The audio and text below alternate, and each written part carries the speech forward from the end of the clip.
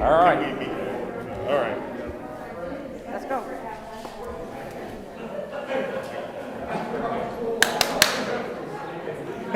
You need a gavel. I need a bell. We need a gavel. We really do. All right. Linda, would you like to lead us in the Pledge of Allegiance?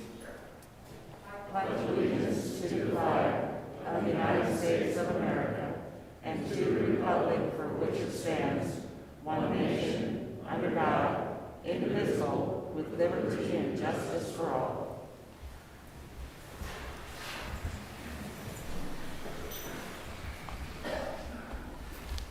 Good morning, everyone. Morning. Welcome to the Shawnee County Board of County Commissioners. It's November 9th, 2020. On my left is Commissioner Aaron Mays, who represents District 3, and on my right is Commissioner Kevin Cook, who represents District 2. I'm Bill Rippon, and I represent District 1. What do we have first, Madam? First item is item 2 under unfinished business. Consider approval of resolution number 2020-59, an amendment to special use permit SP 78-11 to modify the existing landfill 7351 Northwest Highway 75 in Soldier Township to comply with updates to the flood insurance rate map by FEMA. This has been deferred from November 2nd. Okay. Commissioner Cook, do you have any ex parte communications that you... I've received more emails in the last week and some phone calls from concerned citizens, but other than that, no. Okay. I too have received a lot of emails, and I had communication a couple times with a consultant with waste management, and a couple phone calls from concerned citizens. Yeah, I've had emails and phone calls and the like, and I think I can make an impartial decision. Okay. All right. I would accept a motion to reopen the public hearing. So moved.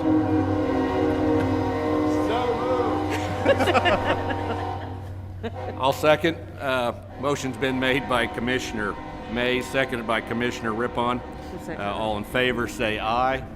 Those opposed, motion carries 3-0. Okay.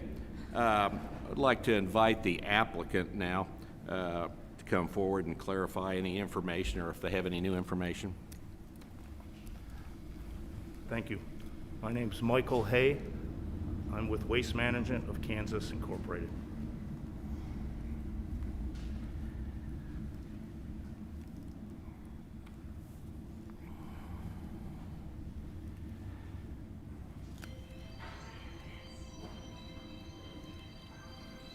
Well, thank you again for some time today. What my team and I thought we would do is try to just better explain some of the stuff we thought maybe wasn't as clear. So first, it was the horizontal constraints of the facility. We were asked several times to avoid just going a little bit higher, why can't you just go wider and still preserve the space? So we put this drawing together that kind of calls out the reasons why. So all of the blue lines running around the site are waterways. Some of them are simply drainage ditches that drain the properties around us. Water that runs onto our property from our neighbors and runs through the site. You can see how a lot of the boundary where we maybe had room within our facility boundary, which is the red line on this drawing, there is a little room to widen out there, but because of those waterways are crucial for draining our neighbor's property. You also see the boundary, and you can see we've gone as close as KDHE allows us when we did the original design. You have to keep a certain amount of buffer property around the site. We've also called out the floodplain and the discharge point because there was some questions about that the last time. Are there any questions on this drawing?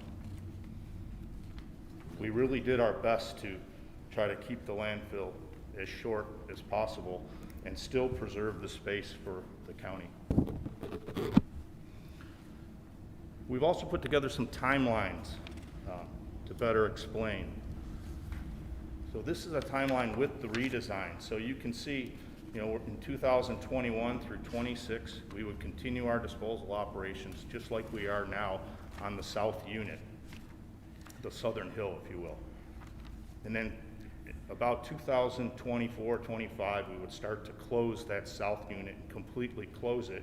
At the same time, we would start developing the north unit under this timeline. So the benefit to that is completely closing, capping off, and securing the south unit as we're developing the north unit. That's important to us. And then we would continue to operate in the north unit until 2061, and you can see we would start north unit closure, the last 3 or 4 years of that life. Any questions? So with the redesign, operations would continue. Nothing changes at the site as far as where the waste comes from, the hours of operations, the number of trucks, that would be the same. Disposal operations would continue to the new final design elevations, which would gain us about 4 to 5 years of space in that southern unit before we would close it. The south unit would enter its minimum 30-year monitoring and maintenance period at that point, and then we would start about 12 to 18 months before the closure of the south unit. We would begin construction on the north unit. Operations of the north unit would continue until approximately 2061. Without the redesign, it shortens, so there's no immediate need. The landfill's not going to close without the redesign. We would just immediately start to develop the north unit, which we didn't want to do until we finally closed the south unit. So you see here, disposal operations would continue through 2021. We would also start immediately north unit construction, and then slowly be closing the south unit in the years to come and operating in the north unit of the site. That would shorten our life to 2054. We would lose about 2.5 million cubic yards of airspace. So again, without redesign, these are the bullet points. Operations would continue as normal, the same, with approximately the same volume of waste, source of waste, hours of operation, number of trucks, it's all the same. Disposal operations would continue to current final elevations until about September of 2021. That's when we target we would be out of room on that south unit. And we would start to close the south unit and enter its 30-year monitoring and maintenance period. We'd also begin, the beginning of next year, construction of the first phase of the north unit, and we would begin disposal operations in there in probably the 3rd or 4th quarter of next year. And that would continue until 2054, recognizing a loss of 5 to 6 years of space. Any questions? We just thought, I got the feeling that that was kind of unclear in what we were facing. So. Okay. Any questions? No. See none? I have one. So we have been essentially told over the last week or so, since we had talked about this originally, that the plan, there was a comments made that we could separate the plan and we could approve the site plan without the increase in elevation. And it appears that that's not the case. Is that your understanding as well?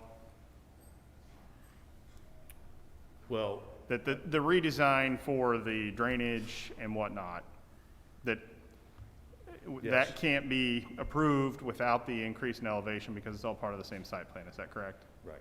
Yeah, okay. Any other questions or comments? Okay. Well, thank you very much. Okay. At this time, we'll invite the public to make comments, and comments that are only related to the new information presented by the applicant.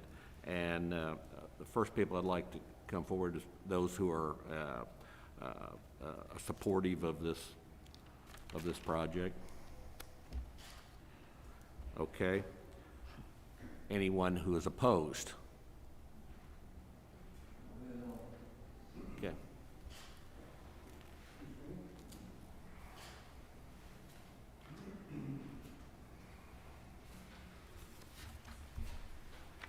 Good morning. I'm Gary Groves. I live at 4661 Northwest 86th Street.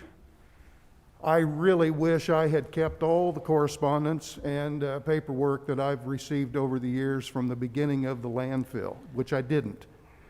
I've been in on this since the beginning, and I have several points to make, but I first have a question. I couldn't hear the answer to the question whether or not you can separate the site plan from the elevation.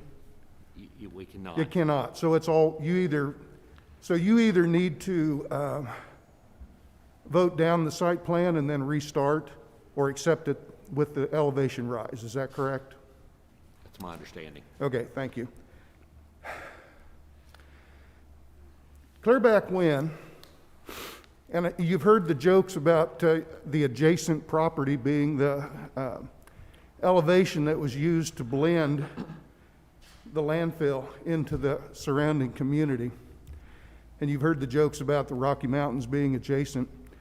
But the truth is, and no one knew this at the time until later, the elevation that was chosen is 2.5 miles north of 78th Street, which is the north boundary of the landfill.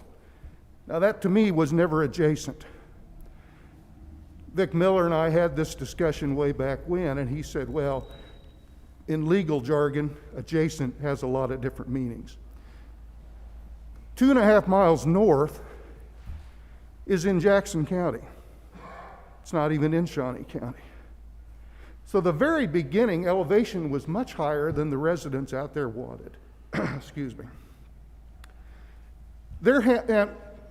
Excuse me, I meant to be here last week, but had a touch of a sore throat and out of precaution did not attend, but I'm perfectly fine today. So your council, in my opinion, brushed over an elevation raise some time ago, 20 years ago, that I don't think was given credit for. I do know that I came to a meeting, a commission meeting at that time, and raised the question because it had already been approved, and the first commissioner said to me, or didn't say to me, said to the other commissioners, did we know about this? And the answer was no, we didn't. I wouldn't mind having that clarified, why it was raised, and I believe it was 25 feet then. I believe the council said there's never been any issues. Again, I wish I had brought my paperwork, or kept my paperwork. I got a letter from, I believe it was the EPA or somebody similar to that, where the landfill was penalized, and I believe it was $5,000 for not properly washing the water before it came down. At that time, and for quite a while before, when a heavy rain would come through, that creek that goes underneath Highway 75 looked more like mustard than water. So there has been issues that I don't think were brought out, but I can't prove it because I don't have my paperwork. Here's what I think should happen. The residents of North Shawnee County and Soldier Township, and the people simply driving in from the north to our city, should not be punished anymore. We've lived with the negativity of the landfill. I don't know why you, as a commission, would approve more elevation simply because the land was redirected, redistributed, rezoned or whatever with floodplain. You know, there were a lot of residents in all of Shawnee County whose land was determined to be in floodplain. And I don't know why you want to benefit the landfill, waste management, and put all of North Shawnee County residents and Shawnee County residents at jeopardy of having to put up with the negatives anymore. So I would request that you not pass this site plan. I don't think the residents care if the redirect and the redesign is done, as long as the elevation doesn't go any higher. That's my request. And I am currently on the Soldier Township Board, and that's the reason I got on, was to have a voice here.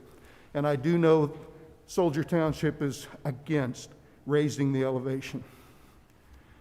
So I thank you very much. Gary.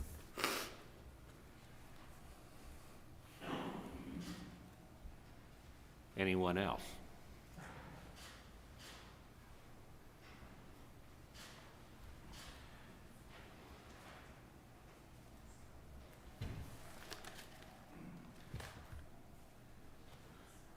My name's Scott Husson. I spoke last week, 6535 Northwest High Point. Obviously, I agree with Gary, and to me, something that's such a huge concern, clearly, to all of the residents and the taxpayers, needs to be redesigned, reconsidered, better thought out, not jammed down anybody's throats. Again, if we make the wrong choice, we deal with it forever. There's no redo on this. You go 25 feet higher, it's there forever. So I think we definitely need to take the time, make the best decision, seek counsel of other people who can come in, consultants, whoever it may be, and come up with different proposals of how to redirect water, where to make a road, timelines, things of that nature. The one thing I wanted to give you all, if I can come forward, is these are the petitions. I know we did petitions on the .org, and I think we were told that it needed to be handwritten and hand-signed by all the different people in the community. That's what that is. You'll see hundreds of those. And then these are various pictures from all around the dump, north, south, east, and west. So you can see this isn't just a concern of somebody that's 1,000 feet away. This is miles away. Some of those pictures in there are 3 to 5 miles away. So I thought for your review, you could look at those as well. And I will give this back.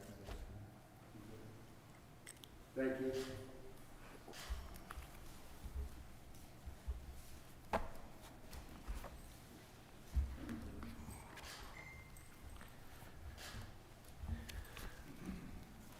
My name is Erica Lichtenauer. I spoke last week as well. A couple of the things that I took away and questions I still had are in regards to why the landfill sold off so much acreage the same year the floodplain was redesigned and all of us knew. So all the realtors in the room could sit here and say, we all knew, our clients were all affected, their property values were all affected. That same year, the landfill turned around and sold off like 50 acres. I'm looking for a reason of why, especially if what they're saying is that we just have to go higher. I don't think many of the residents would have minded to go wider, but higher is our issue. Higher is an issue for a lot of people many miles away. I just feel like there could have been other options brought to the table. And with that said, if we're going to discuss property values, I would really encourage an actual appraiser to come in, an outside appraiser, to come in and look at what the values to the properties around the facility are going to be and how negatively they could be impacted by this decision. That's it. Thank you.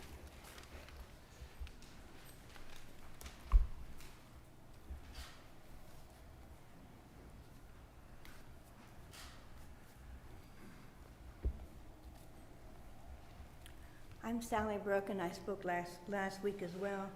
I just had, after the meeting, we were a little bit confused about,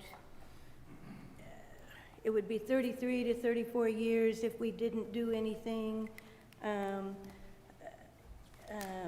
but maybe redesign it without the height I'm not sure if I got that exactly right, but if we were to extend our time without raising the height, could we limit the dumping to only the Shawnee County residents? And would that buy us 2 or 3 or 4 or 5 more years? And there has been talk about a third cell that's possibly ready for production. I have no idea, but I have heard about this third cell. I think somebody brought it up last week, and maybe somebody could explain a little bit about that. Is that another option, that they could let us use this as long as we could and then proceed with the third cell? Just something I urge you to think about. Thank you. Thank you, Sally. We've been told by Waste Management that there is no possibility of a third cell. There isn't, okay. Maybe that could have been where the 50 acres was at that they sold?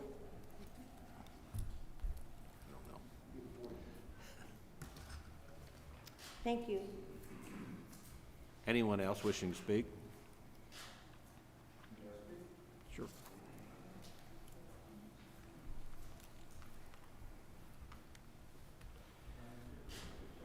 Good morning. I'm Bill Smalley. I live at 6849 Northwest Rochester Road. I'm here to talk about the 20-foot extra height that they have for the landfill. I'm a contractor, and one thing we understand very well in Shawnee County, you cannot build anything taller than the Capitol building. I just always wonder, where did the money come from to put Ad Astra 22 feet on top of the Capitol dome? Does anybody in this room know where that money came from?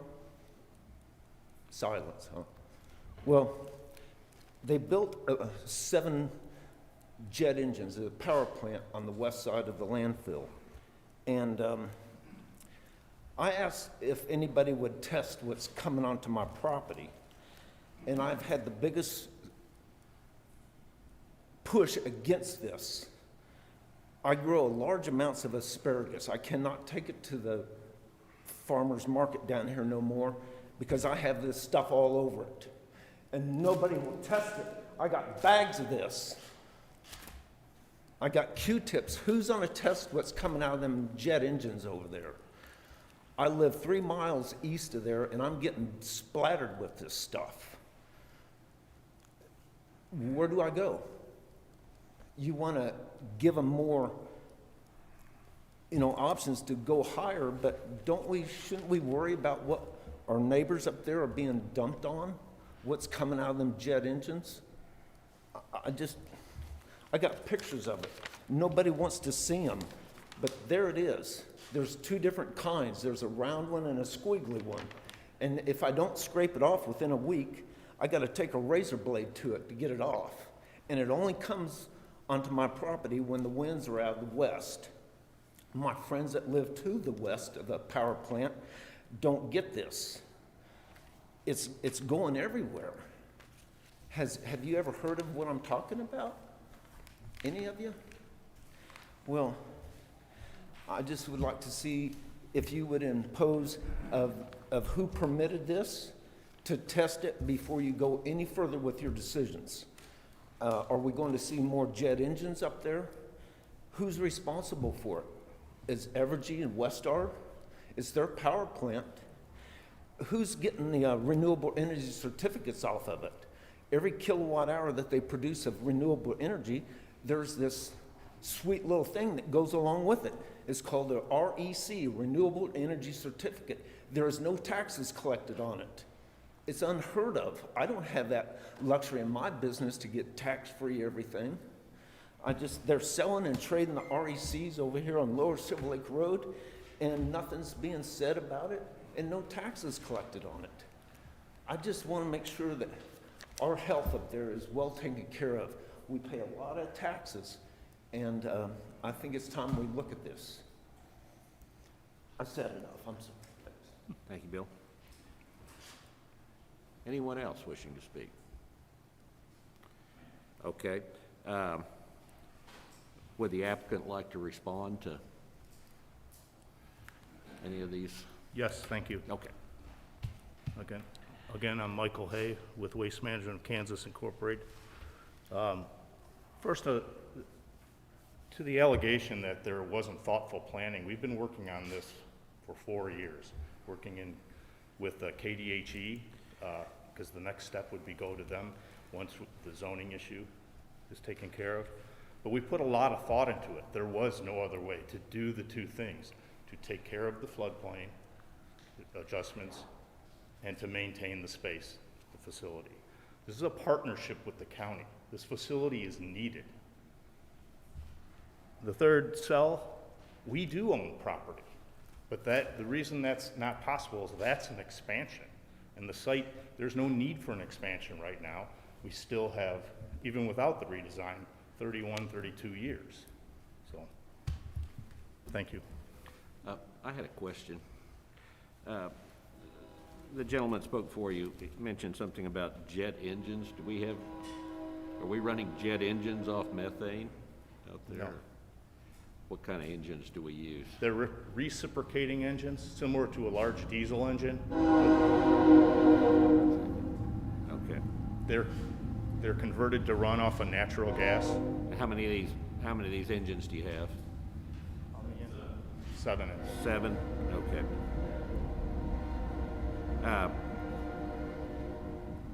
Do we check the air quality on these engines as they? Yeah, there's emission. We have a permit, and you have to check your emissions. The stacks. How often do we test it, Bill?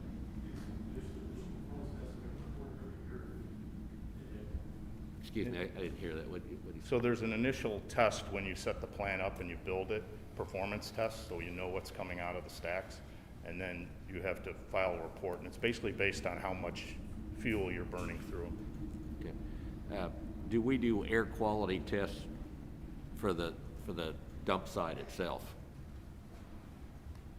Bill's my site engineer. Oh. We have come on up. Can you come on up?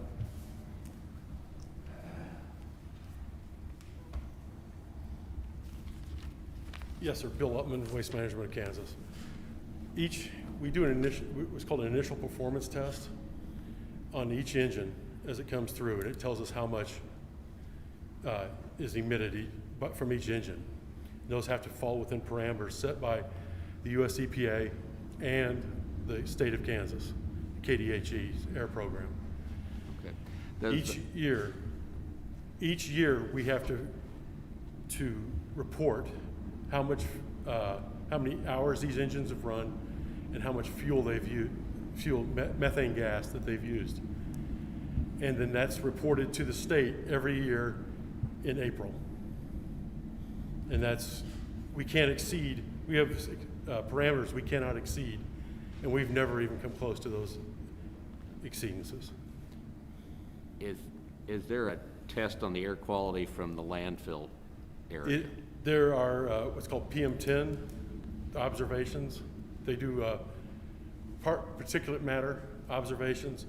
The emissions, what happens is the landfill gas that's generated within the landfill is collected through a system of wells and different kind of piping systems.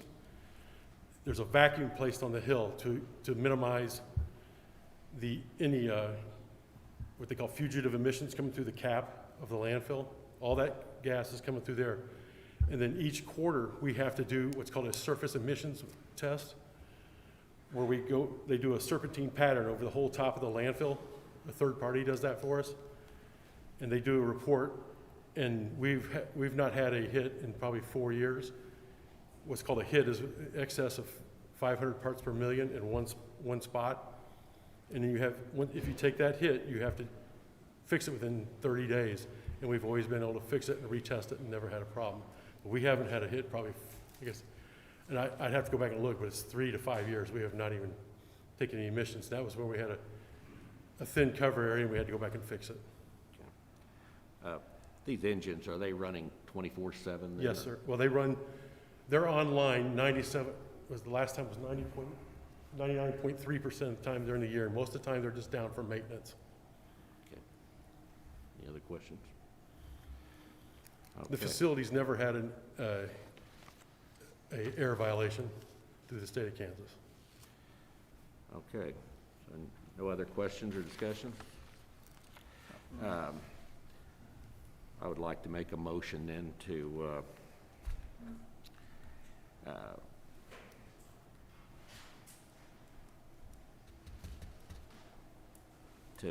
end the public comments. Second? Motion's made by Commissioner Rippon, second by Commissioner Mays. All in favor say aye. Those opposed, motion carries. All right. Any other discussion? Would anybody like to make a motion at this time? You have something?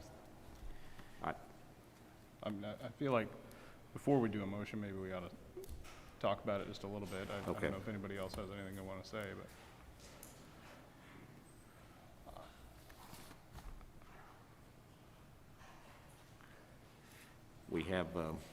We have several options here, what we can do. And we can either approve it, you disapprove it, or we could send it back to the Planning Commission for amendments to the plan. And that's basically our three options here today. And,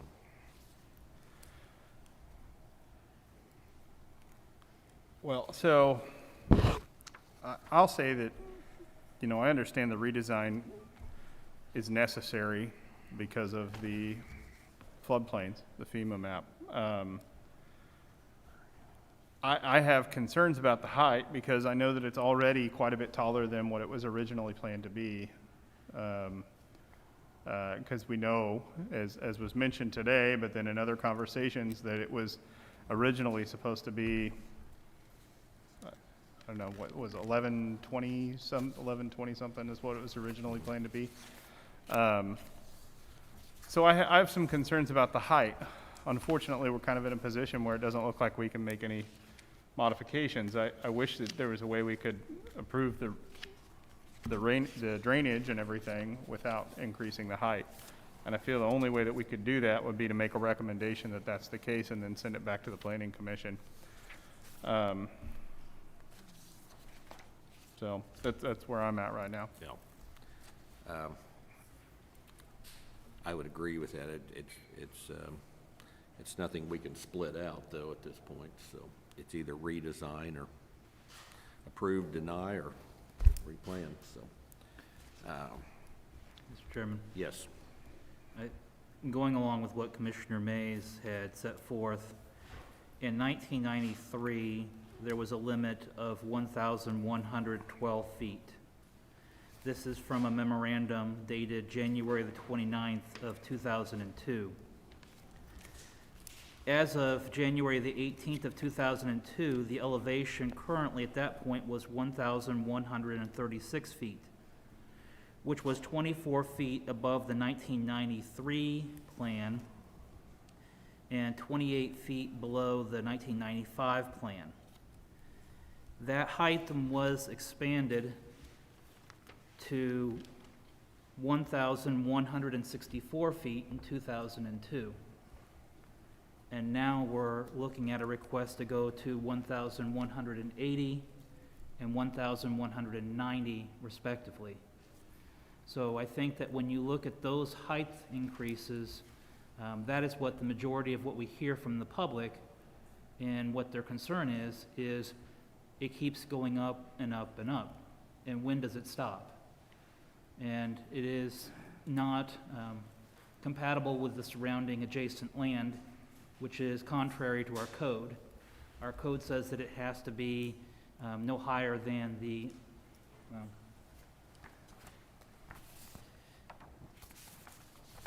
reading specifically from the code, that the final elevation shall, in no case will the final elevation be higher than those of the adjacent land, and the completed topography shall closely resemble the surface before the landfill operations began. And so I think that we have to take those height concerns into consideration. And as stated by the applicant, we can't separate out the height from the site plan. And so I do have these concerns as well, as I think all three of us have stated, concerns about the increase in the height as opposed to the increase in the site plan or the change of the site plan. All right, well, I concur, so I guess I'll make a motion to send this matter back to the Planning Commission for amendments to the plan. A second. Motion's been made by Commissioner Rippon, seconded by Commissioner Mays. All in favor, say aye. Those opposed, motion carries 3-0. Thank you. Mr. Commissioner, Chairman. this is Yes. Jim Kraus, Shawnee County Councilor. I just want to make sure the record is clear because the Planning Commission will need to work off of the marching orders you're sending them. Is your motion, does it include that the plan that they should explore or develop be maintained at the 1164 feet height? I think we should, yep. Okay, so that's the existing height in the existing site plan. You would like them to develop a new site plan based upon the existing height rather than an elevated height? And in this motion, do we have to have a timeline when they get back with us, or? It would be helpful if you could give the Planning Commission guidelines to work under. Well, I understand that we have some restrictions based on FEMA regulations as well as operations. I don't know how long it's going to take the applicant to prepare a site plan based on not being able to increase the height. But as soon as it can be prepared, I would like to see it come before the Planning Commission. And I know that, I thought I saw earlier, yes, Mr. Anderson with the Planning Department is present, so he would probably be able to advise as to when they could get it back before the Planning Commission. Okay. Probably may not have been able to hear us, but.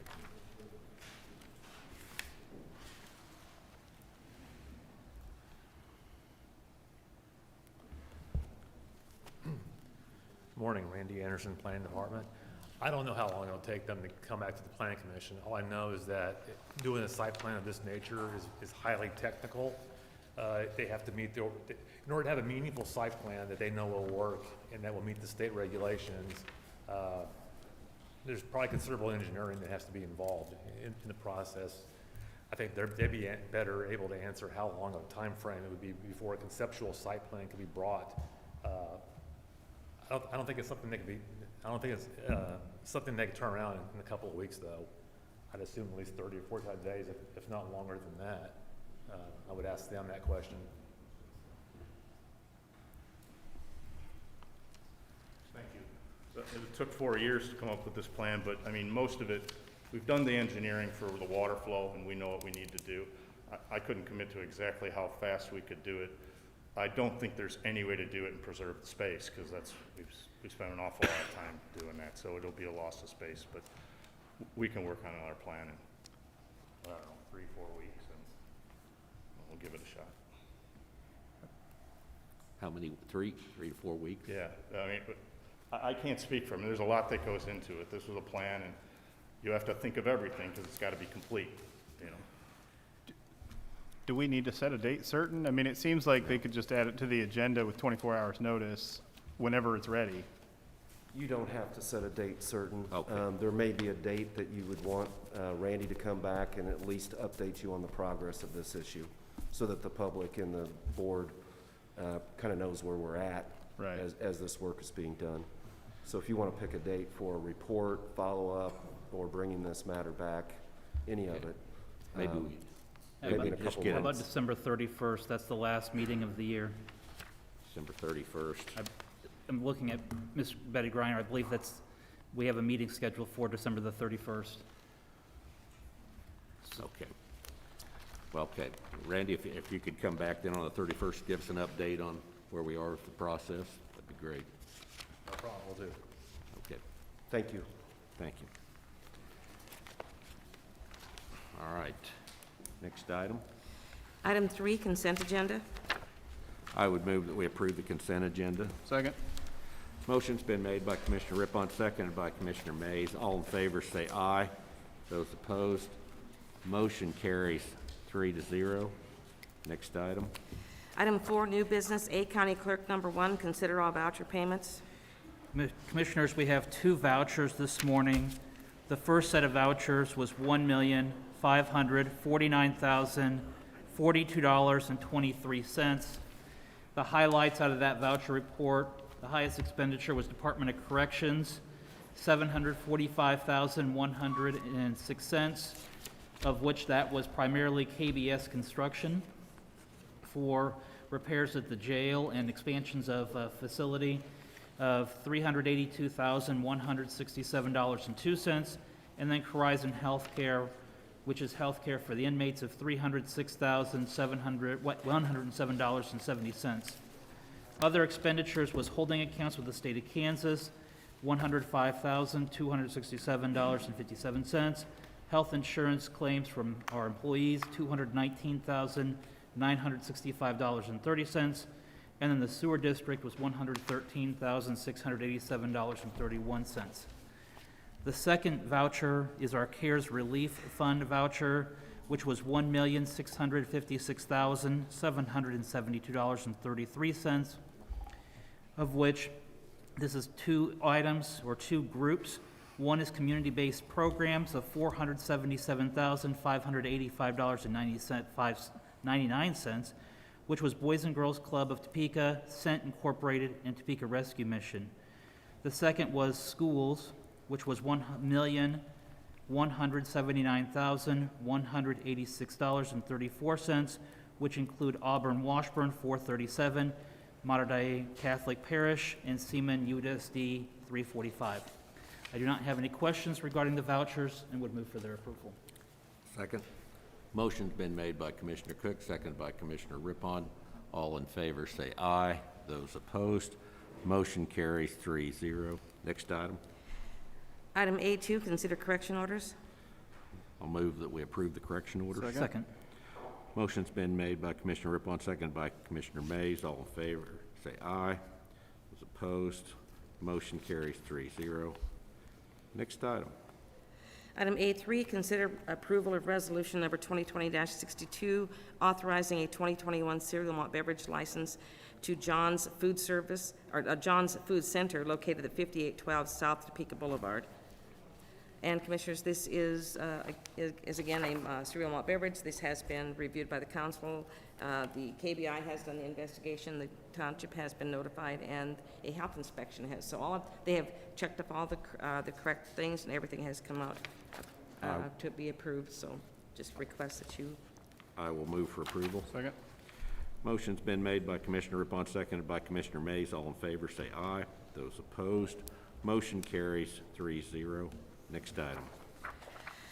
Item B, Stormont Vale Event Center. Number 1, consider approval of bid and the authority to enter into a contract with Alvarado Manufacturing Company, Inc.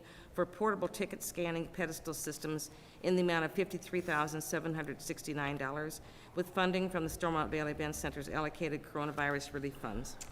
Good morning, Commissioners. Kellen Seitz, Inspector of Vending Management, the Stormont Vale Event Center. The request before you today is the final piece of our coronavirus relief funding effort in terms of minimizing any potential COVID contact and moving towards more contactless and touchless systems. This request is for an RFP that was issued for self-servicing portable ticket scanners. These scanners are able to be portable and placed at any entry of any of our facilities where we have our Ticketmaster system integration, which would be Exhibition Hall and Landon Arena.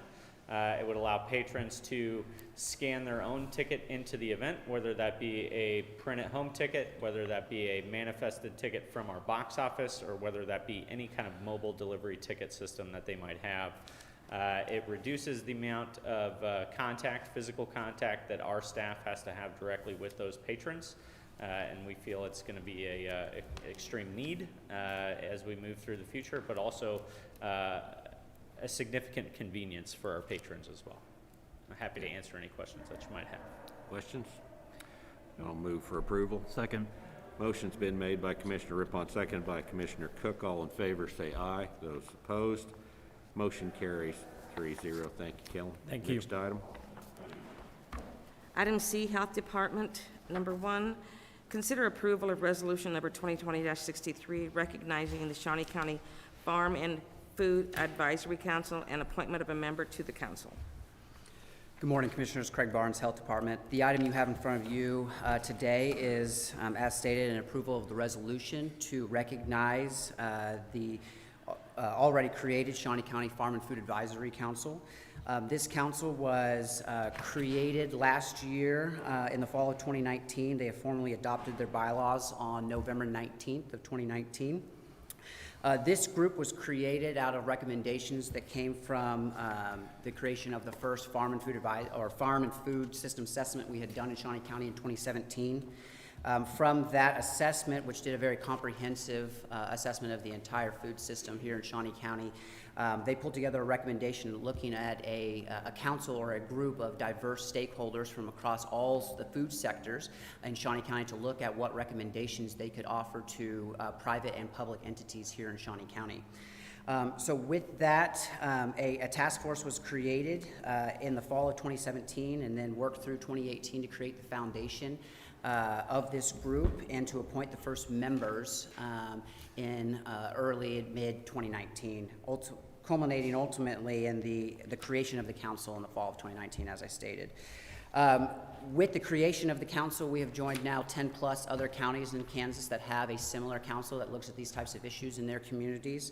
And I think one of the big important things to point out was there was engagement from over 75 community partners from the beginning during the creation of the food system assessment, the task force, and ultimately the council creation itself that came together to work on this council and then create the objectives and goals. So with this, the county commission would be recognizing the council. If the motion passes for the resolution, then would be able to formally appoint a member to the council that would serve a 3-year term. That individual would then meet with the council and offer recommendations and also be able to bring back any of those recommendations and advice to the commission as well. With that, I'd be happy to answer any questions that you may have. Questions? Craig, is there a specific person that we're putting on there now, or is this just? So, yeah, if you pass the resolution today, there have been discussions about who that appointment would be, and then if it passes, then you have the ability after this to appoint a member, make a motion, and then appoint a member. But that would be a separate agenda item on a different day? It does not need to be a separate agenda item. It can happen once this resolution is passed. I don't know if Jim has anything else to add to that, but that's the case. Okay. I'd move to approve. Second. Motion's been made by Commissioner Mays, seconded by Commissioner Cook. All in favor say aye. Those opposed, motion carries 3-0. Thank you, Commissioners. And with that, you may appoint a member to the council. Okay. What?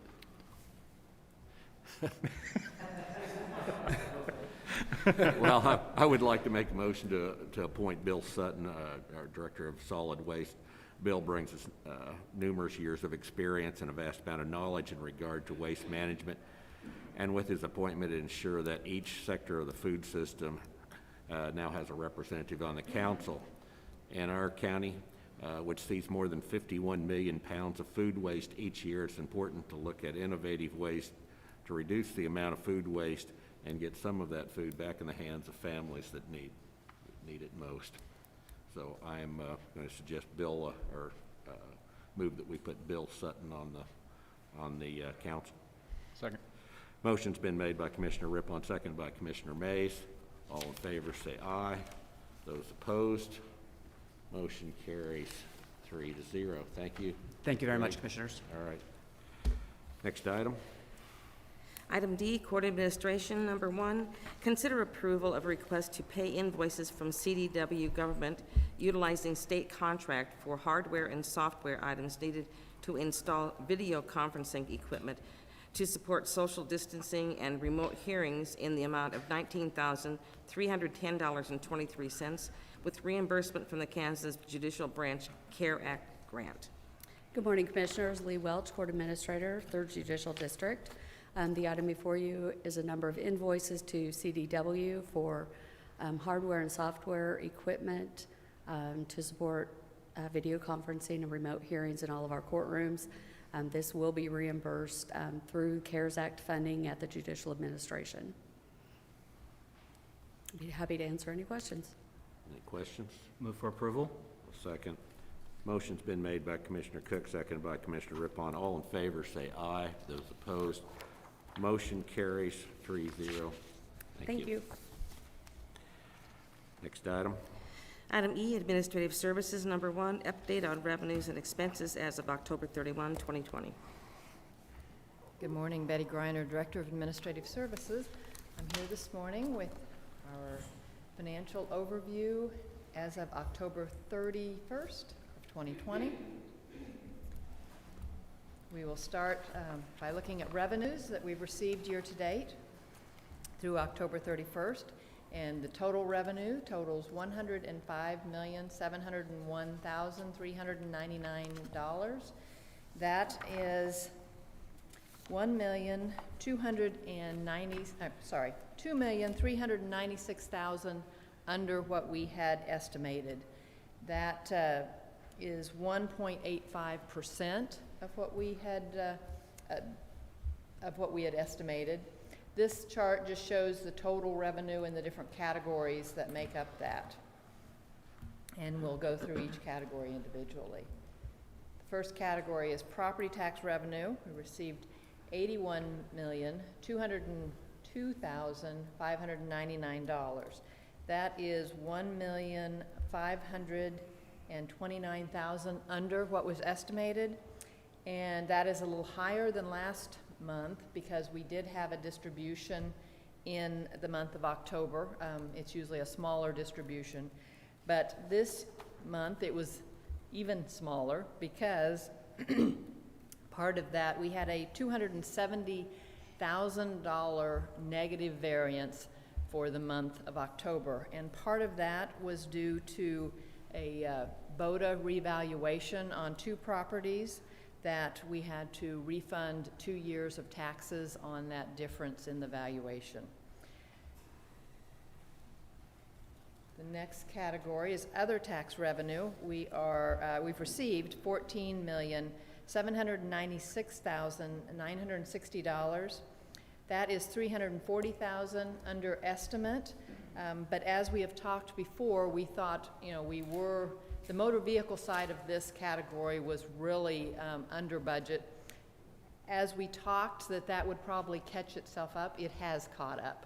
So the motor vehicle taxes have caught up to the budget, and these are all the other miscellaneous taxes that are under, especially the alcohol tax is under budget. It was especially the last payment that we received was especially under what we normally receive in that.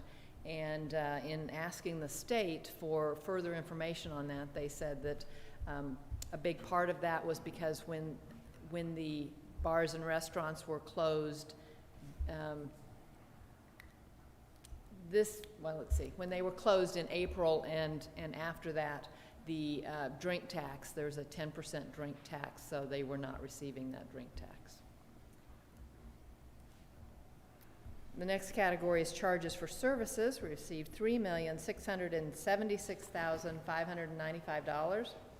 This is $1,226,000 under our estimate. Parks and Rec makes up $1,220,000 of that. The DOC makes up $591,000 of that. Now, as I had mentioned last month, and it's still the same, the Register of Deeds has actually brought in more than we had estimated by $518,000. So that offsets those decreases by a little bit. And the last category is other revenue. We received $6,025,245. That is now $1 million over what we had budgeted. That is a difference from last month, and that is because of CRF reimbursements that we've received for the county. Okay, and this is the pie chart that shows you the different categories, and 77% of our revenue came from property taxes, 14% from other taxes, 3% from charges for services, and 6% from other revenue. Now we go to the expenditure side. Our total expenditures through October 31st total $90,048,326. That is $3,116,000 under what we had budgeted, or 2.8% under what we had budgeted. This chart shows the different categories that make up all of our expenditures. If we go to the first category, law enforcement, the total expenditures are $41,242,994. That is $1,811,000 under budget. Those are the large players in that are Department of Corrections, which is $835,000 under budget, and the Sheriff's Office, which is $599,000 under budget. The next category is Parks and Recreation. That is, we've expended $12,751,578. That is $839,000 under budget. Next is Public Works, and as I've usually mentioned, this is the general fund portion of Public Works only, and we've spent $7,916,158, and that is $34,000 over budget, so right on budget. Next is Public Health. We've spent $7,725,522, and that is right on budget. Administrative Services, we've spent $11,061,462, and that is $202,000 under budget, and that is made up of the contingency that we've not had to spend so far this year. And our last category is debt service, which we have not had any change from last month because all of our debt service has been paid for the year, but we've spent $9,350,612. That is $290,000 under budget because of interest on debt that we had not issued, that we had planned to issue this year. So these are this is the chart that shows all of the different categories and how they differ. And then here's our pie chart. So 46% of our expenditures for law enforcement, recreation 14%, public works 9%, public health 9%, admin services 12%, and debt service is 10%. And as I mentioned, debt service, we have paid all of it for this year, so that percentage will go down as we finish out the rest of the year. I will mention just a few things in comparison here. When we look at Parks and Rec, I said that their revenue is down by $1,220,000. Well, their expenditures are also down $1,118,000. So right now, we are down a net of $102,000. Now, that is assuming that they will not spend that positive variance they have on expenditure so far. If they would spend that throughout the rest of the year, that would change. Similarly, with the Department of Corrections, their revenue is down $591,000. Their expenditures are under budget by $834,000. So we actually have a positive variance in their department of $244,000. There again, that assumes that positive variance that they have for expenditures will remain throughout the year. Just one last comment I will make. In looking at this, the public may look at this and say, oh, well, they have $105 million in revenue and only $90 million in expenditures. And just to remind everyone that we have received the majority of our revenue for the year. But on the expenditure side, we have 2 more months of expenditures to go. So that will even those up by the end of the year. So, do you have any questions for me? Any questions? Yeah, well, just one, Mr. Chairman. Yes. Betty, given your last statement about evening those up, do you have a forecast to how we might end the year? I mean, right now, we have about 15 million income over expenditures right now, but again, no more income coming in for the rest of the year. No, I really, it's too early for me to have an estimate for right now for several reasons. One of them is we will need to see what CRF reimbursements we get back for the county, but also, we also need to, I am showing these large variances for these departments that they are, many of them are under budget for the year. It depends on if those departments decide to spend that money on other things, or if it truly does stay under budget and goes, to offset the lost revenue. Once a department is given a budget, that is their budget to spend. Now, they do have to come and ask you for large expenditures. Anything over 10,000, they have to come bring to you. But other than that, it is their budget to spend. So I don't know which departments may spend some of that variance that we have right now. So without knowing that, it's really kind of hard for me to estimate at this time. Thank you. But just for clarification for the general public, is this does not include coronavirus relief funds? It does some. Some, okay. Yes, we have received, I'm trying to think, maybe about $4 million that is included in here. Okay. We will be receiving more between now and the end of the year, but this does include a substantial amount. Okay. Any other questions? Thank you, Betty. Thank you. Thank you. Next item. Item F, Commissioner 1, acknowledge receipt of Linda Oaks as Health Department Director.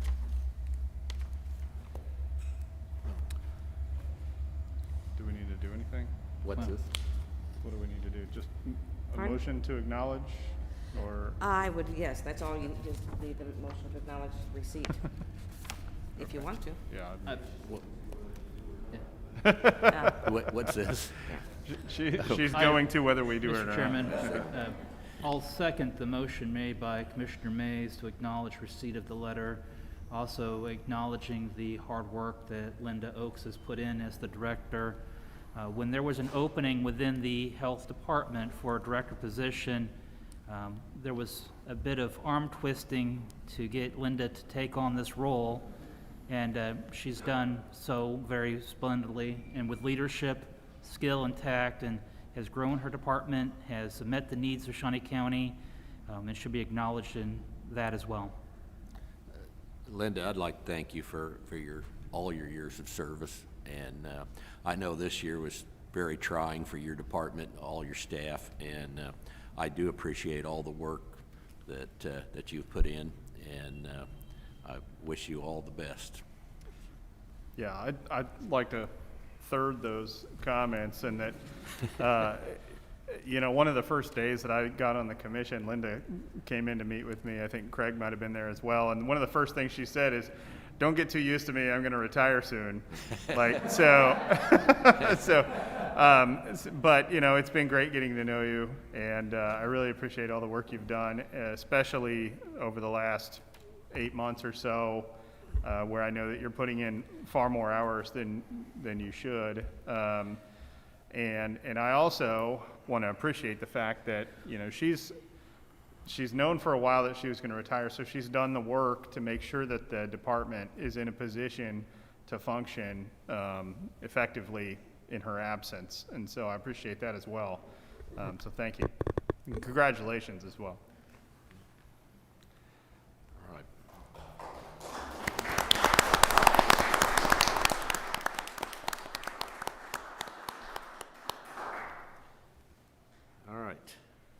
What's Call next? for motion. Yep. Does that take a motion? You made the motion, but Motion made by call for the Commissioner motion. Mays, second by Commissioner Cook. Motion was made by Commissioner May, seconded by Commissioner Cook. All in favor say aye. Those opposed, motion carries. All right, next item. Item 5, administrative communications. Okay, if anyone has any comments.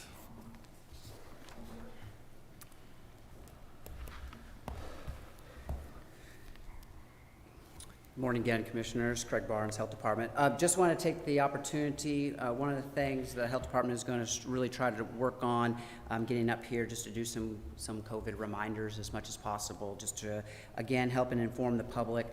One of the pieces today that we wanted to update you three on, as well as the public, is, again, a reminder. We had put a press release out on Halloween, the Saturday, the 31st. We had seen at that point in time the preliminary numbers already in the upper 200s, ultimately coming down to about 345 cases for that week. And due to that increase in the number of cases, that really limited our ability to contact every individual who had a confirmed positive case in Shawnee County. We are continuing to see that. Our preliminary numbers are looking at putting us somewhere around 670 cases last week that were reported to us. So we are still continuing to see an increase in the number of cases, which is affecting our capacity at the Health Department. And so what we wanted to do today is just put out just a quick reminder to individuals that if you do get a laboratory confirmed positive notification back from the facility that gave you a test, is that first, isolate yourself at home. That is the primary importance of that. If you can, try to limit contact with your household contacts. There's a lot of transmission that happens within the household as well. We are still sending out the isolation letters, so you will be getting a notification that kind of outlines that specifically. But the isolation time frame is 10 days, either from the date of symptom onset, so when those symptoms for that individual did show up, or from the date of the test. And so I think that's extremely important to point out, that people should be at home, staying isolated, and trying to minimize any direct contact with any other individuals for those 10 days.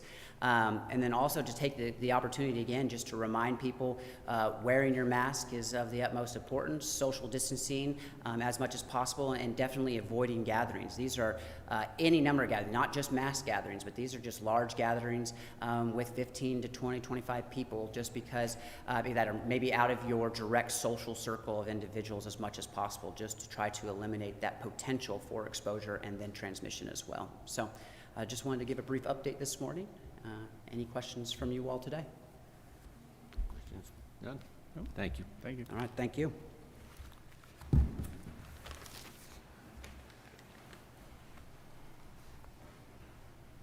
Good morning again, Commissioners. Lee Welch, Court Administrator, 3rd Judicial District. I just want to give you a brief update that next Monday, November 16th, we will be having our first jury trial since the courts closed in March, or since the building closed in March. We have a very detailed jury resumption plan that was written with the input of all of our judges and several staff members. It's been approved by the Health Department. It's been approved by the Office of Judicial Administration and the Supreme Court. This will be a low-level felony trial, so we'll be doing the voir dire, the jury selection process in the courthouse, as well as the trial. Our next trial, we're going to roll these out very slowly until after the first of the year, depending on what happens in our life with COVID. Our next trial is scheduled for December 14th. It's a much higher level felony. I've worked with Kellen Seitz and his staff. Will be doing our jury selection process at Ag Hall, and then the trial itself will take place in the courthouse. So just wanted to let you know that we will be bringing extra people into the building as we go forward with jury trials. Thank you. Absolutely. Any questions? No, I'd just say it's great to see different departments and things kind of coming together to help out. I know that my understanding is you've been using the commission chambers as well for some things too, and so. I believe that the DA's office will be using the commission chamber some for grand juries. As of now, we don't have a seated grand jury, so when they give us the green light to call those folks, we'll be summoning a grand jury, a panel to be selected. We have found that with this first trial, our response rate is down exponentially, as well as the number of people who are requesting excusal due to COVID obviously is very high. So we're going to be calling more people than usual to get a fewer number for a jury, so. It's definitely a challenge. It is. I think you're up for it, though. No. Thank you. Thank you. Thank you, Lee. Thank you.